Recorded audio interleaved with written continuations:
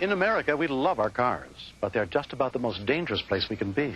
Automobiles are the #1 cause of accidental death. The driver of the car in this reenactment is a stunt driver, but the rest of the people you'll meet are survivors who've returned to help us tell their story. On March 23rd, 1987, at about 2 in the afternoon, a white sedan came tearing down a highway in suburban Maryland. Driving erratically as fast as 95 miles an hour, the car had crossed the border from Pennsylvania and was speeding toward Baltimore undetected. It was first spotted by Maryland State Trooper Robert Reed.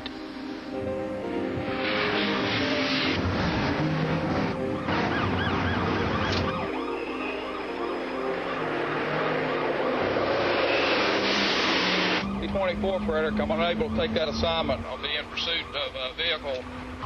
I knew the vehicle was going 90 miles an hour, so I had to go faster than that to intercept the vehicle. I kept my position for approximately a mile. I thought possibly the driver couldn't see my vehicle, so I proceeded to pull up alongside the vehicle. I observed a female. She seemed to be oblivious to everything going on around her, and the only thing on her mind was driving that vehicle at that speed. I attempted a couple times to get her attention, and she never looked my way. She just stared straight ahead and kept driving the car. I realized I was not in a safe position, so I fell back. B-24, Waterloo, Channel 1. 10-4J-15. B-24 has a 1080 on Channel 1. He's westbound 70 at the 71-mile mark. I overheard the conversation about the high-speed chase proceeding in my direction. Undercover Maryland Police Sergeant Ken Pollock was 30 miles in front of the speeding car, headed in the opposite direction. I pulled onto the shoulder of the road just to monitor at that particular time. The only other officer anywhere in the area was Trooper William Wood, just a few miles ahead. He pulled into a construction zone to wait for the runaway car. As she got into the construction, Trooper Wood was trying to stay in front of her to slow her down, to give me the chance to get up behind her, and then hopefully we could get her slowed down enough to where we could get her off the roadway without striking any other vehicles. It's a technique we commonly call the rolling roadblock. But at speeds approaching 100 miles an hour, the rolling roadblock backfired.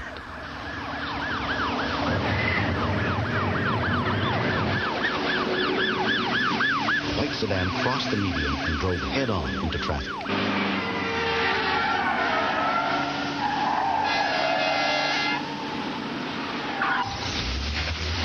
I knew when she crossed the median strip, she was coming the wrong way. I had to make a move.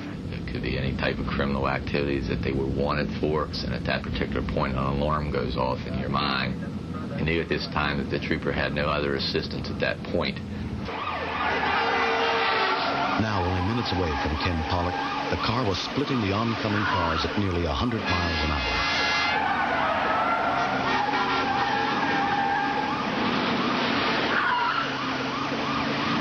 Ken's first plan was to drive alongside the other cars and motion them off the highway to the safety of the shoulder. But unaware of the speeding car headed in their direction, they moved right back onto the highway.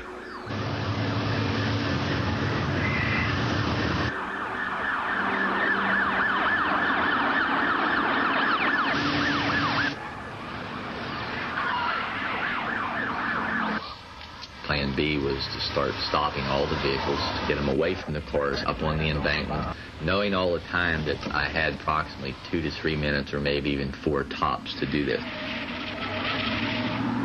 I was very excited, and I was even a little annoyed because they wasn't paying heed to what I was trying to tell them. Here I am, with a 4-day growth of beard and long scruffy hair and a Dallas shirt. I probably wouldn't have stopped for him either. David and Laura Cannon and their baby were at the front of the line in their van. What's happening? I saw the badge. I thought, okay.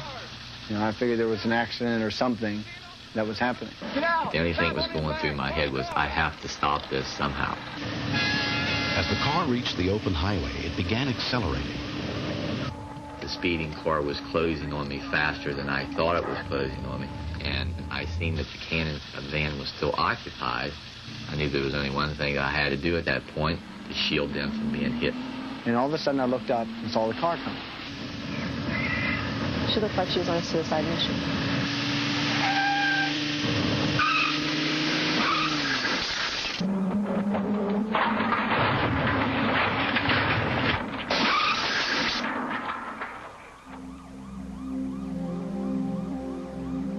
When she hit, all I could hear was metal.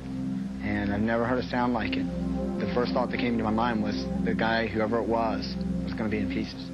And I knew I had to get out of the van and check on whoever it was, but I didn't want to do it. When I was struck like that and the impact that I was struck with, in my mind, I thought that was it. I thought I was going to die. Instantaneously, your life does flash in front of you, whether you want to believe that or not. And of course, I thought of my son right away, my one child who I had lost 7 years prior to that to an automobile crash. And I thought, well, Jeff, here I come, you know, that's what I thought. A white sedan slammed against Ken's car, then head-on into a Cadillac, critically injuring 2 women. Mayhem, that's what happened that day. Basically, when you get in that car, you're probably getting in the most dangerous weapon that can be provided to you. The driver of the speeding car was seriously injured. The driver's sister. The main thing I want people to understand about that day is this was not the kind of thing my sister would have done ever in the past. The fact of it is, it was an ordinary person who just had some medical issues that caused some depression, some actions that were very out of the ordinary for her. She remembers that she had a feeling that things were out of control, but she didn't know how to get them back into control. Because of the driver's acute depression, she was not found criminally responsible for the accident. No one was killed. The Cannons and their baby, whose van had been directly in the path of the speeding car, were not injured. It's one thing to lay your life down for your friend or someone you know, care for very deeply, but for an absolute stranger, someone you have never seen before or will never see probably again, to do that is quite something else. Ken Pollock was a hero, but the impact of the white sedan broke his nose, gave him permanent back problems and a long-term concussion. I would say that definitely the accident has ended my career with Maryland State Police. It really does upset me, but that's the only thing I ever loved to do. I was doing something that I knew that had to be done. He will retire this year after 20 years as a cop.